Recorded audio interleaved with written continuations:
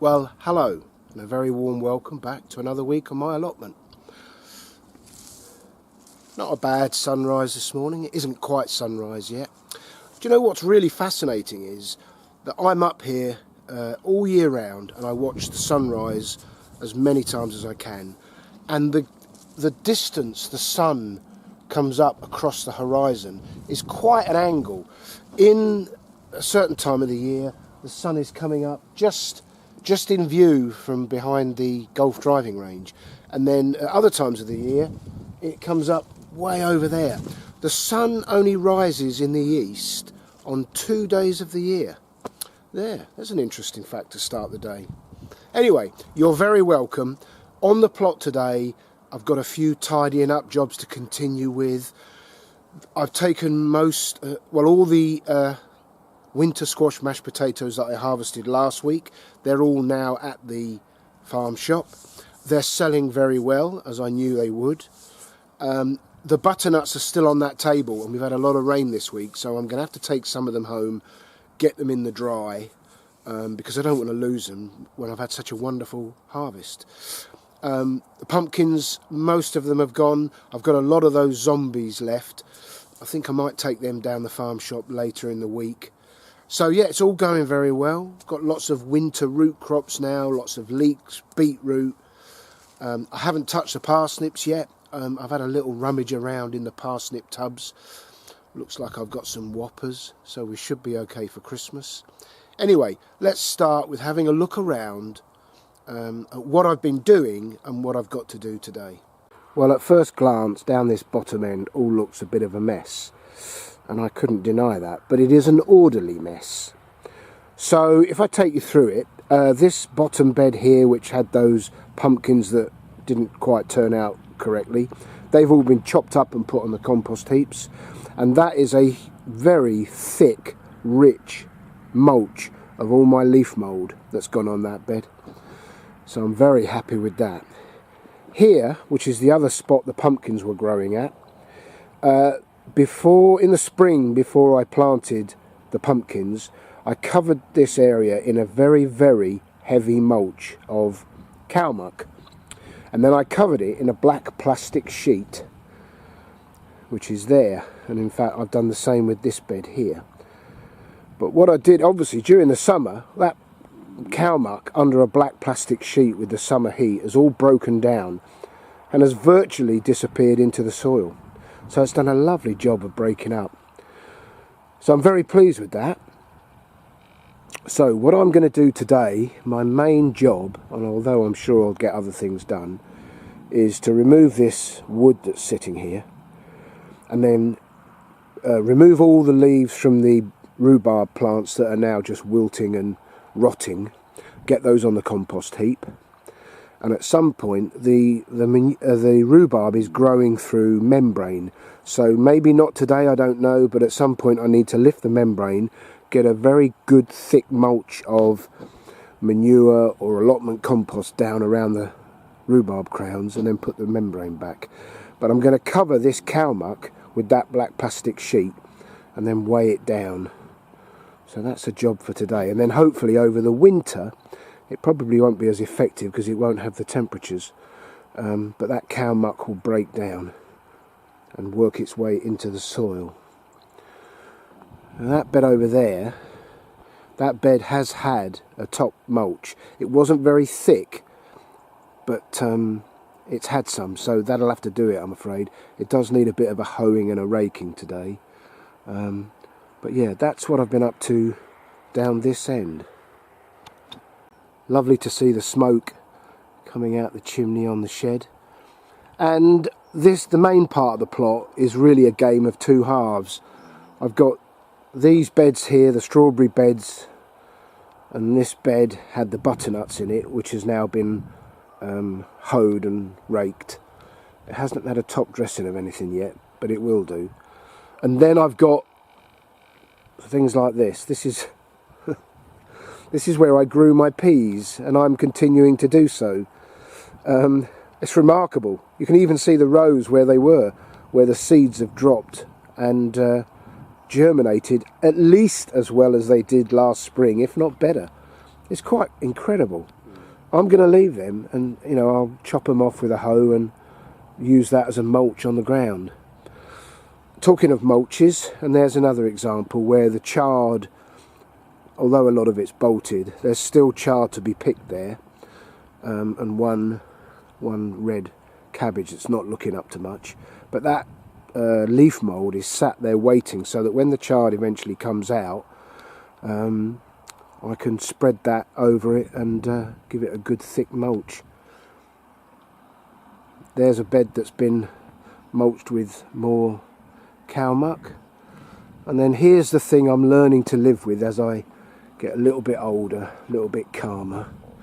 All these weeds, it does my head in, but I don't worry about it, because when those leeks are picked, then I can get at the weeds. I can't get at them like this. It's just, you know, I'd be damaging the leeks. So yeah, it's a slow process over this autumn, that as beds become available, straight in there with the hoe, tidy them up, give them a top dress of something, and they're ready for the spring.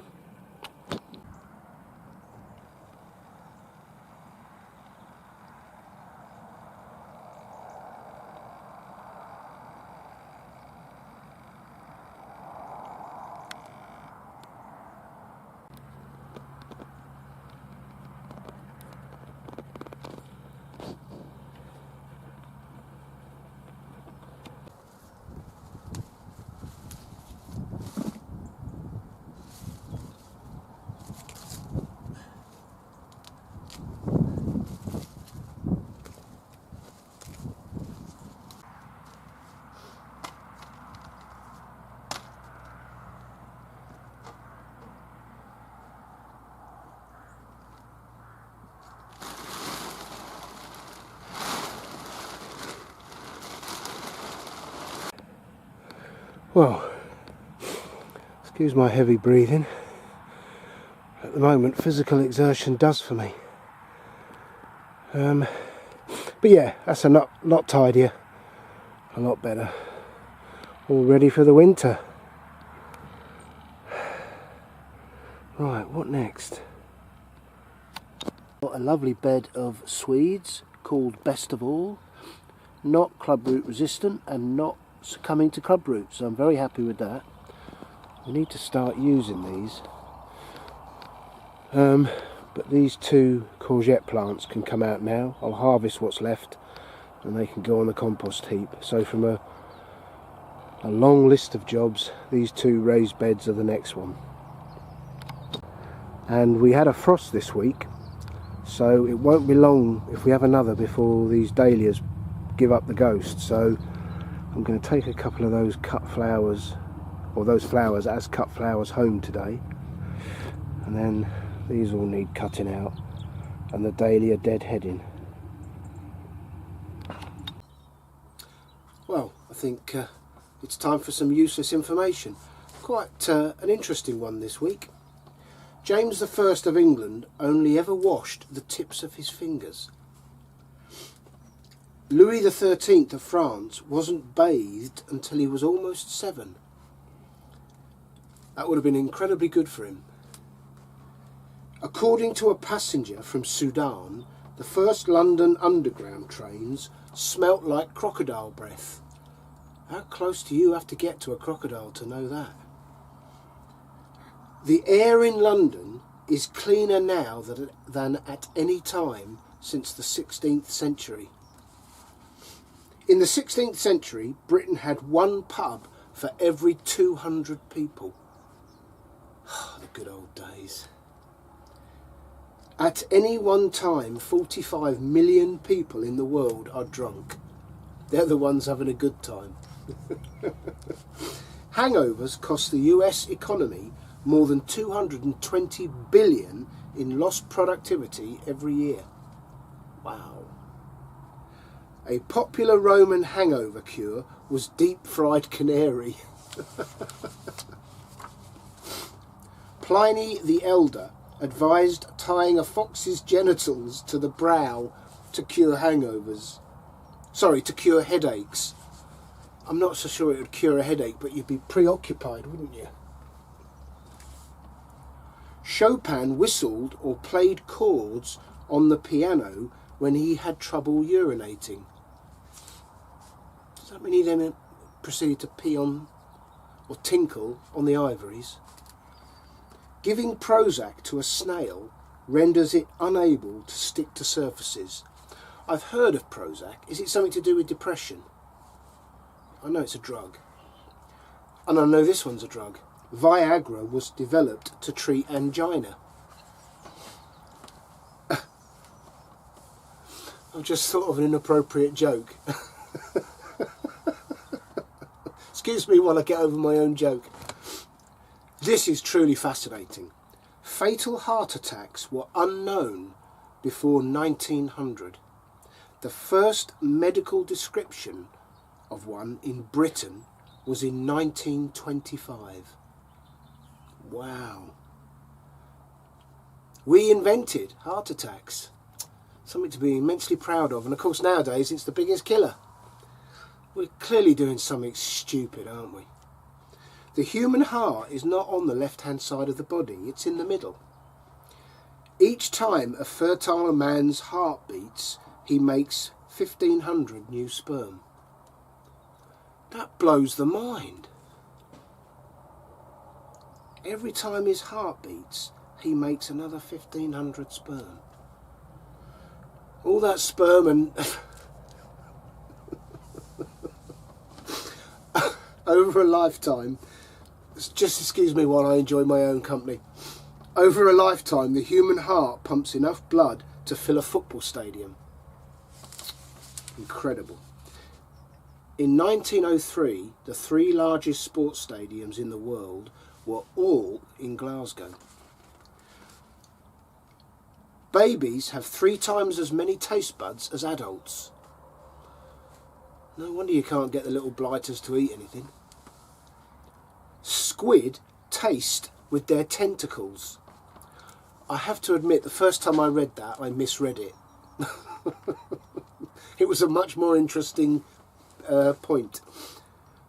The Chinese fruit, Ceriatia grosvenoria, something like that, is 300 times sweeter than sugar. Shows I didn't do Latin at school. The principal killer of elephants in American zoos. Go on, have a guess. The principal killer of elephants in American zoos is obesity. Americans eat 3 times more cheese than they did in 1970. And so do their elephants. I imagine it's the same in the UK. I can't imagine it being any different.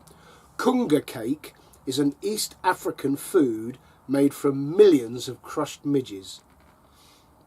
The star-nosed mole can identify and eat an insect quicker than you can read the word mole. Flamingo tongues were a delicacy in ancient Rome. A tiger's tongue is so rough that if it licked your hand, it would draw blood.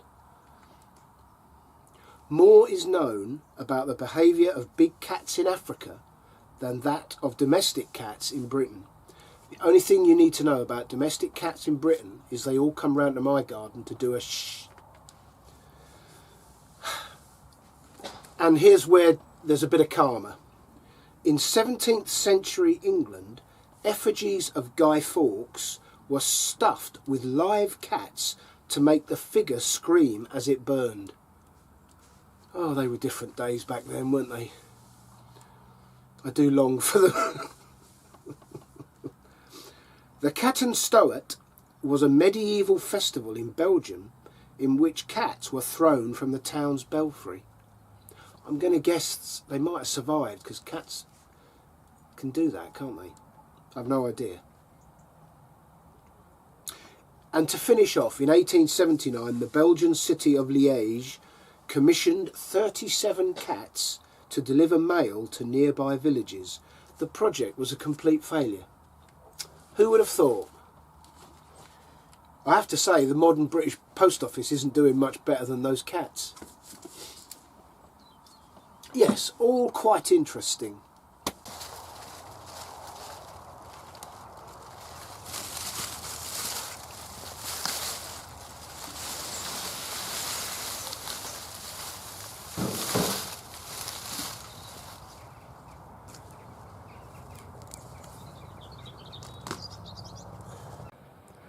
Well, it's only a small job, but it's done.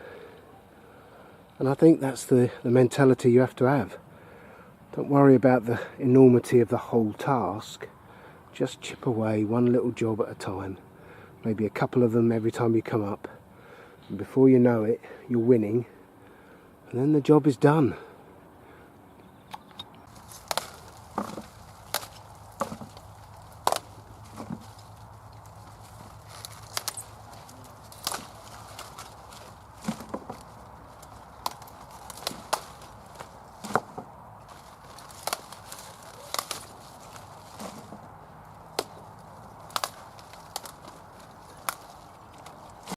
Well, if I ignore the weeds, there are some really nice Brussels sprouts developing on these stalks. This could be a good year.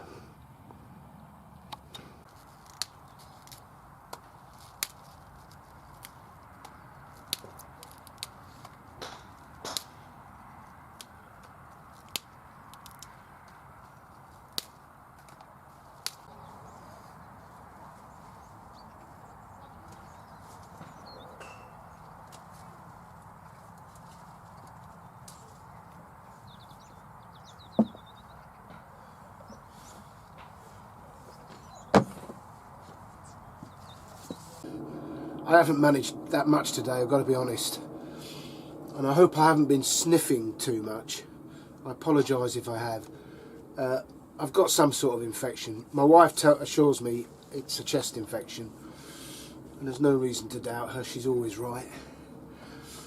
And I've struggled this week at work. I mean, I've managed to work through, but it's the shortness of breath. It's odd to me because my wife works in a doctor's surgery, and doctor's surgeries, just like hospitals, are designed to make people sick. You know, they're kept at a certain temperature, the heating's always on, the windows are always shut, so viruses can flourish, full of sick people, and she never gets ill, never. I work outdoors, I don't stop, I'm constantly exercising and working in the fresh air. I've got sick and she hasn't caught it, despite my best efforts. Isn't it odd? I don't know, I don't understand. I don't go in hospitals very often. We've had my dad was in hospital last year, and I occasionally visit somebody in the family or whatever. I hate the places. They're so hot. Even in the summer, the windows are all shut for your safety. The heating's on. They're stifling. Anyway, that's a side issue. We won't be around next weekend. We're off up to RAF Shawbury to do a spot of babysitting, and I'm pleased to report to officially view our first property. Charlotte and Carl went to see it some time ago, and we're going to have a look, so it'll be their second viewing. And when I come back in a fortnight's time, our house will be on the market. We've had the estate agents round, they're coming to take the photographs and the video on Tuesday, and then sometime shortly after that, it will go on Tinternet, and we shall see. I mean, if we've learned anything from Charlotte's experience, is that she's got a lovely little flat down on the south coast, no interest whatsoever, and it's now back off the market.